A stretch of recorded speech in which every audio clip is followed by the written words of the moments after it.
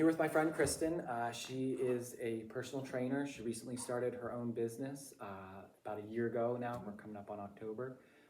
And so we had been talking a little while ago about business, and I decided to just invite her in and talk to her about some of her process with her business. Last time you were here, we talked about how you were thinking about starting this business, and then you weren't sure if you wanted to do it, but then suddenly you just decided to jump in and go all for it. And so I was just curious, what was the process leading up to that, and what was your mindset? Yeah.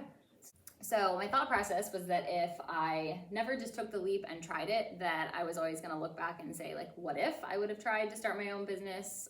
So I didn't want to look back and have those regrets. So even though I talked myself out of it a couple times before I actually went for it, and it was definitely, a scary thing starting my own business, I just decided that I definitely wanted to give it a shot.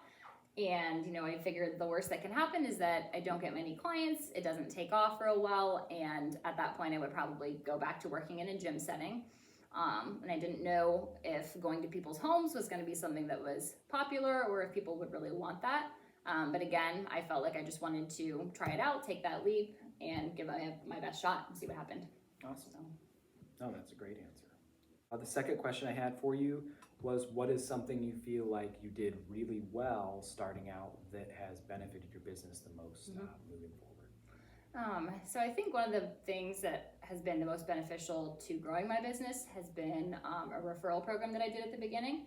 So I gave any current client the option to, that if they gave me a referral to a new client who just signed up and did at least one session, that current client would then get a free session because of that new client that they referred me to. So that's the way that I've grown my business the most, has just been referrals and word of mouth. So I'm really thankful that I did that, and people have been awesome at giving me a lot of referrals. So that's been really helpful to growing my business. No, yeah, that's a really good strategy. So my last question would be, what is one word of advice or encouragement that you would have for someone starting a similar business structure, business plan to yours, like working from home kind of remotely? So I would encourage you just to be as detailed, as prepared as you possibly can. Think through all of the scenarios, take your time with it, don't rush into it, just be a good planner, be organized and detailed. But then when you do get your business started, be willing to be flexible, expect that things will not go exactly as you have planned, because they very rarely do. So yeah, be able to be flexible with that, be willing to make changes as needed, and be able to go with the flow. And yeah.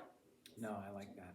I think a lot of business is just being prepared for variables and like being ready for those unexpected errors. Exactly. And even being like admitting and knowing that like you're not always going to do everything perfectly, you're making decisions as well as you can, but you'll probably at some point look back and say, maybe I should have made a different decision there.